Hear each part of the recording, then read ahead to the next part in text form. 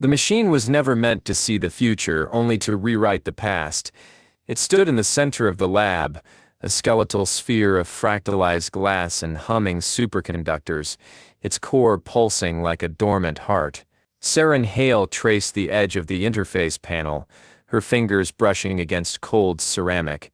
The equations scrolled across her mind, elegant and inscrutable, temporal displacement of consciousness, not flesh, not matter. Just memory, just regret. Across the room, Arlen Kyr studied the array with the wary precision of a man disarming a bomb. His coat was buttoned to the collar, his scars, old and new, hidden beneath fabric. "You're playing with mirrors," he said, not looking at her. "Reflections that cut." Seren didn't reply. She couldn't explain the compulsion, the gnawing certainty that the array wasn't a machine but a key to a door she'd spent years hammering at, splintering her fists against its frame. Mara, she thought. Her laugh, her hands, the way the smoke curled. The lab's sterile light flickered. The array shuddered. Arlen's voice sharpened. "You're bleeding again." She glanced down. A bead of red welled from her palm, stark against the white ceramic. The cut was fresh, but the blood looked old. "It's nothing," she lied. He crossed the room, his shadow eclipsing the array's glow. For a heartbeat, their reflections overlapped in the glass, two fractured halves of a whole. "You think you're saving someone," he said quietly. "But what if you're the one who needs saving?" The question hung, unanswered. Later, when the stimulants wore off, and the lab fell silent, Seren stared at the array's darkened core. The machine hummed, a subsonic thrum that vibrated in her molars. It wasn't a key, she realized. It was a fuse, and she'd just lit it. Chapter 1. The lab was a cathedral of sterile light and humming machinery, its air thick with the metallic tang of ozone, and the low, arrhythmic pulse of the quantum core. Seren Hale stood at the center of it all, her fingers trembling against the cold ceramic of the interface panel. The chronosynclastic array loomed above her, a skeletal sphere of braided superconductors and fractalized glass, its innards glowing faintly like the thorax of some dormant insectile god. She hadn't slept in 37 hours. Her notes sprawled across 3 holographic tablets, equations bleeding into one another like ink and water. Temporal displacement of consciousness, she'd scrawled in jagged glyphs, not matter. No mass-energy paradoxes, just memory, just regret. Arlen Kyr's voice cut through the static of her focus. "You're bleeding on the manifold again." She glanced down, a bead of crimson welled from her palm, where she'd gripped the panel's edge too tightly. The cut was fresh, but the blood looked old under the lab's sodium lamps, a rusted stain against the white ceramic. "It's nothing," she said, swiping it on her coat. Her voice sounded alien, even to her. A frayed wire stretched taut across a chasm. Arlen leaned into her periphery, his shadow eclipsing the array's glow. He moved with the precision of a man who'd spent years calculating the exact distance between himself and the world. His coat, always buttoned to the collar, smelled of gunpowder and antiseptic. "You've been nothing for 3 days," he said, tapping the tablet. A hologram of her latest iteration flickered to life, a lattice of quantum gates, a probability matrix bleeding red. "This subroutines bypasses the failsafe. You're not just sending a memory back, you're overwriting the host timeline." Seren's jaw tightened. She hated how he could unravel her work with a glance, how his mind seemed to operate in frequencies she couldn't hear. "The failsafe's a crutch. We're not children playing with plutonium. We know the risks." His gaze flicked to the scar on her temple, pale and branching like a lightning strike. They both knew why she'd come here, why the array's schematics were etched into the backs of her eyelids. "Mara," she almost said. Her name was Mara. But Arlen didn't speak of the war, and she didn't speak of the fire. Their silences were a language older than either of them. Instead, he pressed a vial into her hand. "Stimulants." The glass was warm from his pocket. "You're no good to anyone dead," he said, and walked away. The stimulants tasted like copper and bitterness. She swallowed them dry, feeling the chemicals ignite behind her eyes.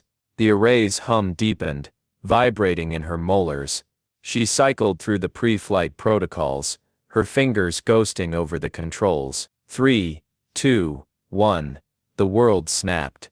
It wasn't like dreaming. There was no fade, no haze, just a violent shift, as though reality had been peeled back like a scab.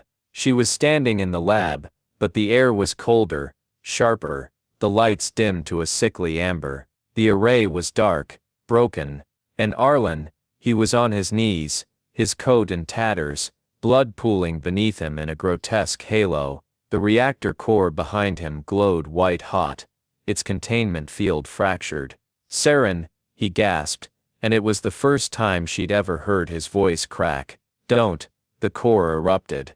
She woke gasping, the stimulant sour in her throat. The lab was as it had been, sterile, humming, intact. Her hands clutched the interface panel, knuckles bone white.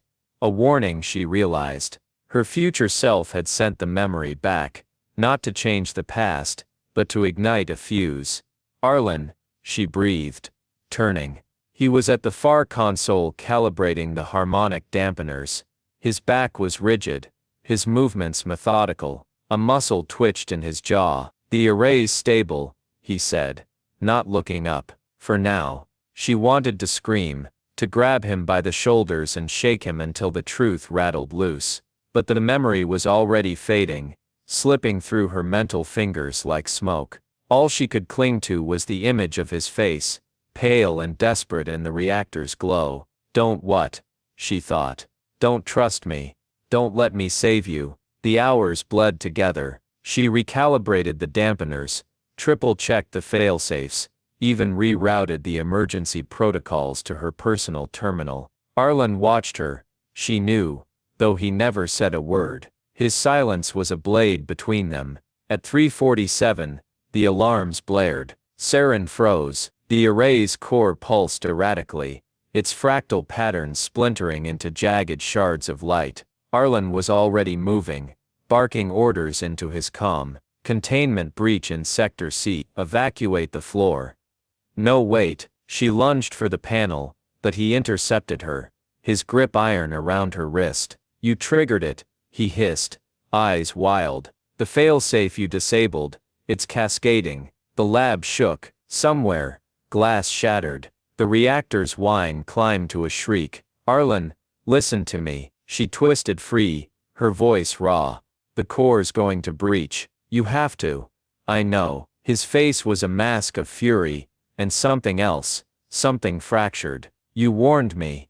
In the memory. You told me to let it burn." The world slowed. Seren stared at him, the pieces slotting into place with a nauseating click. The scar on his temple, the way he'd handed her the stimulants, as if he'd done it 100 times before. The cold certainty in his eyes now, as though he'd already lived this moment. "Arlen," she whispered, "what are you?" But there was no time.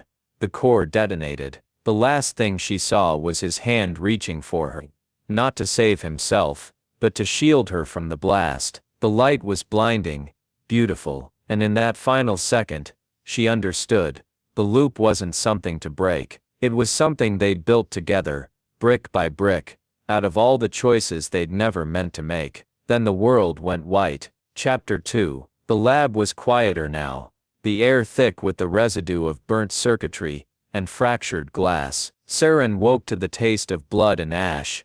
Her body sprawled across the interface panel. The array hung above her, its skeletal frame charred and inert. For a moment, she let herself believe it had all been a nightmare. The light, the heat, Arlen's hand reaching for her. But the acrid tang in her throat told another story. She pushed herself up, her muscles screaming. The stimulants had worn off, leaving her bones hollow, her thoughts muffled as though submerged. The lab's emergency lights cast long shadows, turning the wreckage into a labyrinth of jagged edges. Somewhere in the darkness, a coolant pipe hissed like a dying serpent. Arlen was already there. He stood at the far console, his silhouette sharp against the flickering red alerts. His coat was gone, the sleeves of his shirt rolled to the elbows, revealing scars that snaked up his forearms, old wounds, precise and surgical. He didn't turn as she approached, his attention fixed on the cracked display. "The core's stable,"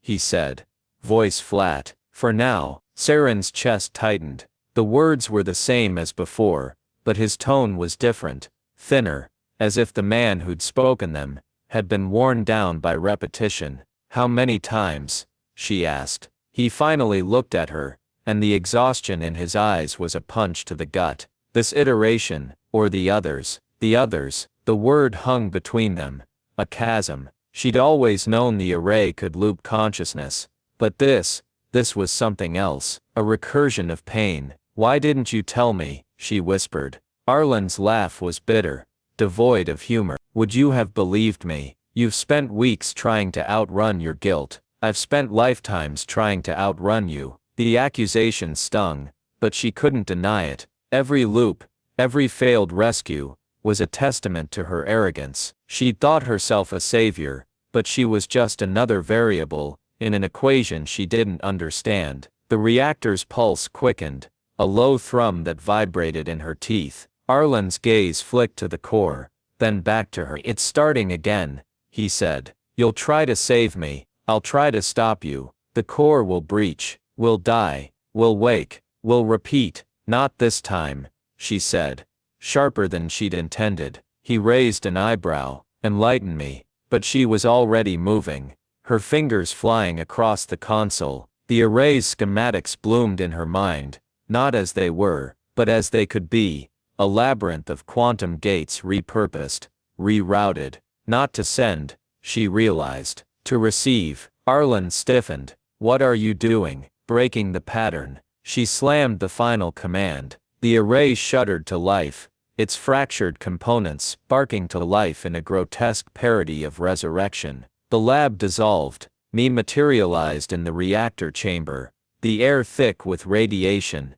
and the stench of melting alloy. Seren's skin prickled, her every nerve ending screaming wrong wrong. The core loomed before them, a pulsing maw of light and heat. Arlen staggered, clutching his arm, a fresh burn, raw and angry. "You shouldn't have done that," he growled. "You're welcome," she shot back, but her bravado faltered at the look on his face. He wasn't angry, he was terrified. "This isn't your timeline," he said, voice fraying.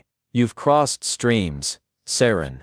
We're ghosts here, anomalies. If the core destabilizes now," a klaxon wailed, cutting him off. The core's pulse became a roar, the light searing. Seren shielded her eyes, but not before she saw it, the flicker of a figure in the reactor's glow. A woman, her features blurred, reaching toward them. Mara. The thought was a knife. She stumbled, the weight of decades-old grief crashing over her. Arlen caught her, his grip firm despite his injury. "Don't look," he muttered. "It's not real, it's never real." But it was. It was. For a heartbeat, Seren was back in that burning room, the smoke in her lungs, her sister's hand slipping from hers. The memory had haunted her for years, a phantom limb she couldn't stop reaching for. Now, here, it was alive. Arlen's voice cut through the haze. "She's not here, you're here. Focus." The core's energy spiked. The chamber shook. Seren's mind raced, fragments of equations and encrypted logs flashing. Arlen's logs. She'd hacked them once, weeks ago, seen the timestamps that didn't align, the entries that began after their first loop. "You knew," she said, turning to him. "All this time, you knew what I was, what we are." He didn't deny it. "You needed to see it for yourself. The guilt, the obsession, they're not yours alone, they're ours." A feedback loop. "You built me to stop you, but you can't stop yourself any more than I can stop." The core erupted. Me woke in the medbay. Seren blinked against the antiseptic glare, her body numb from sedatives. Arlen sat beside her, his hands clasped between his knees, the burns on his arms freshly bandaged. The silence between them was a living thing, thrumming with all the words they'd never said. "You tried to merge the timelines," he said at last. To overwrite the present with the past. It should have worked, she replied. It did, once. His gaze was distant, haunted. In another loop, you succeeded. The core stabilized. The lab was saved, but the cost. He trailed off, his thumb tracing the edge of his scar. Seren's breath hitched. What cost? He met her eyes, and what she saw there made her blood run cold. You forgot, he said softly. You forgot Mara, forgot the fire, forgot me. You became someone else. The words hung in the air, a confession and a curse. Seren turned her face to the ceiling, tears burning. She'd spent so long running from the pain. She'd never considered what it meant to outrun herself. Arlen's hand found hers, calloused and warm. This isn't just about saving me, he said. It's about letting go. She wanted to argue, to rail against the futility of it all. But the medbay's monitors beeped a slow, steady rhythm, and in the silence between the sounds, she heard it. The echo of a laugh, a voice that was hers, but not hers, saying, "You have to choose." The third loop was the worst. They were in the ventilation shaft, crawling through darkness, lit only by the glow of their wrist-mounted torches. The air reeked of mold and old blood. Seren's palms were raw from the grating, her breath shallow. Arlen moved ahead of her, his injured leg dragging slightly. "There's a junction up ahead," he said. "If we reroute the coolant flow, it might stabilize the core long enough to." A groan cut him off. The shaft shuddered, dust raining down. Seren's torch flickered, casting jagged shadows. In the brief darkness, she saw it again, the figure in the reactor's glow, closer now, its features sharpening into something terrible and familiar. Arlen's face, her blood turned to ice. "It's us," she whispered. "The anomaly. We're the ones destabilizing the core." Arlen froze. "What?" "The array doesn't send memories back. It merges them, past, present, future, all feeding into each other. We're not just in a loop, we're the loop." Understanding dawned on him, slow and sickening. The machine isn't the problem. We are. The shaft collapsed. They woke in the lab again, but it was different this time. The walls were older, the equipment outdated. A calendar on the wall read 2035, years before the array's creation. Seren's hands shook as she took in the room. The faded posters of quantum physics diagrams, the coffee-stained desk, the photograph of a younger Arlen, his smile unburdened by timelines and scars. "This is your lab," she said. "Before the war." Arlen nodded, his expression unreadable. "Before you." The implication hit her like a bullet. "I'm not just your past, I'm your origin." He didn't answer. Instead he handed her a file, yellowed, fragile. Her name was on it, along with a date that matched the fire. Inside were equations, notes, sketches of the array. Her equations, her notes, but the handwriting was his. "You created me," she said, her voice breaking. "To save yourself, to save us," he corrected. "But I couldn't. Not without becoming you." The reactor's pulse echoed even here, a phantom sound in a time that had never known it. Seren closed her eyes, the pieces finally falling into place. The guilt, the loops, the way their minds seemed to overlap. It wasn't a coincidence, it was a confession. "We're the same," she said. "Aren't we?" Arlen's smile was sad, resigned. "No, we're the beginning and the end, the question and the answer. And if we don't stop this, we'll keep killing each other forever." The lab began to dissolve. The final loop was silent. They stood in the reactor chamber, the core dormant, its light a dim ember. Seren's hands were steady now, her mind clear. Arlen faced her, his scars and burns gone, his eyes bright with something like hope. "The machine doesn't send memories," she said. "It sends us, all of us, every iteration, every choice. We're the message and the medium." He nodded. "And the only way to break the loop is to erase the sender." She reached for him, her fingers brushing his. The contact sent a shock through her, a cascade of images. Mara's laughter, a battlefield smoke, 100 deaths, 1,000 awakenings. I'm sorry, she whispered. Don't be, he said. You already saved me. The core's pulse quickened. Seren closed her eyes, and for the first time in years, she let go. When the light faded, the lab was empty. The array stood dark, its components cold and lifeless. On the interface panel, a single hologram flickered, a photograph of two people, their faces blurred, their hands clasped. The timestamp read, 0 hours 0 minutes, and 0 seconds. Somewhere, a reactor purred to life, whole and unbroken, and in a timeline not yet written, a man with a familiar scar smiled at a conference podium, while a woman in the back row touched her temple, her eyes wide with a memory she'd never lived. Chapter 3. The reactor chamber was a cathedral of light and entropy,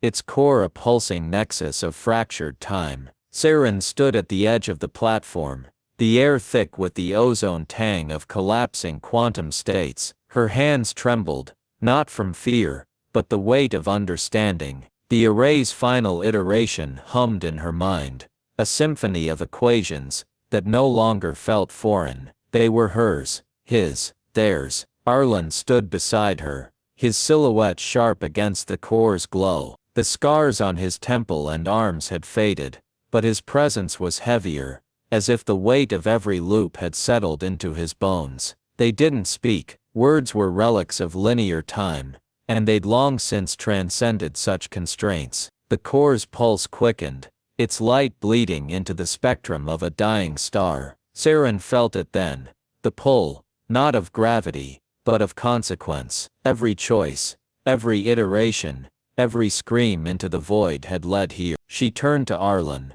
her reflection flickering in his eyes, like a ghost in glass. You were right, she said. The words a mere breath. The machine isn't the problem, it's us. He nodded, his gaze tracing the scar on her temple, a mirror of his own. We're the wound, and the suture. The chamber shook. Somewhere, a coolant pipe burst, hissing like a serpent. Seren's mind raced, not with equations, but memories. Mara's laughter, the smell of smoke, Arlen's hand shielding her from the blast. 100 deaths. 1,000 awakenings. Each loop had carved them into something new, something fused. The core isn't destabilizing, Arlen said, his voice steady. It's converging. We're the anomaly. Seren stepped closer to the railing, the heat of the core searing her face. Then let's stop being anomalies. The silence that followed was a chasm and a bridge. Arlen reached into his coat,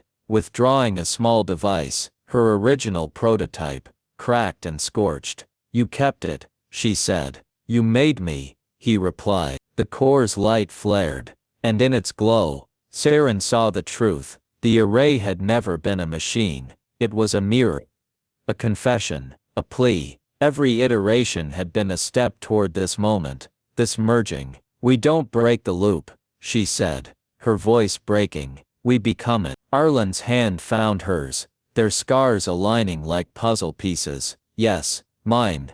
The world unraveled. Time ceased to be a line, and became a point, a singularity of light and sound and memory. Seren felt herself dissolve, not into nothingness, but into everything. Arlen's thoughts bled into hers, a torrent of war-torn fields, and burning rooms, and a guilt that wasn't hers but was. She showed him the fire, the helplessness, the years spent chasing redemption in quantum gates. He showed her the war, the choices, the moment he'd realized she was both his salvation and his reckoning. The core's energy surged, a supernova contained in steel and glass. Seren's mind fractured, then expanded. She was Seren and Arlen, Mara and the stranger in the reactor's glow, the beginning and the end, the guilt, the love, the duty. It fused, a alloy stronger than time. Let go, she thought. Let go of the fire.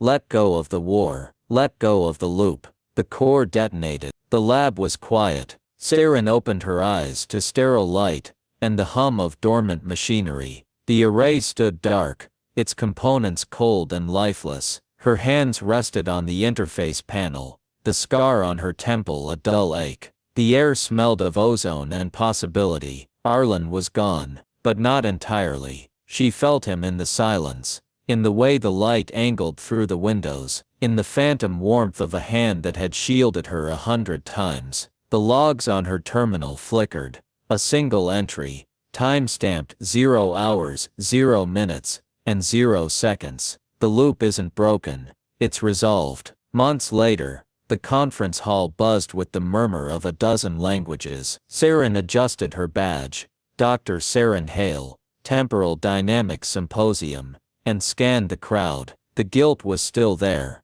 but it was quieter now, a scar rather than a wound. She'd published the array schematics, purged of its fatal flaw. The world called it a breakthrough. She called it a farewell. A man approached the podium, mid-40s, sharp-featured, a faint scar on his temple. His eyes met hers, and for a heartbeat, the room dissolved. She saw a reactor core, felt a hand in hers, heard a voice that was hers but not hers. You already saved me. The man smiled, a sad familiar curve, and raised his glass. To unresolved equations, he said, his voice carrying across the silence. Seren lifted her own glass, her throat tight, to closed loops. The applause washed over her, a tide of noise and light. She didn't look away.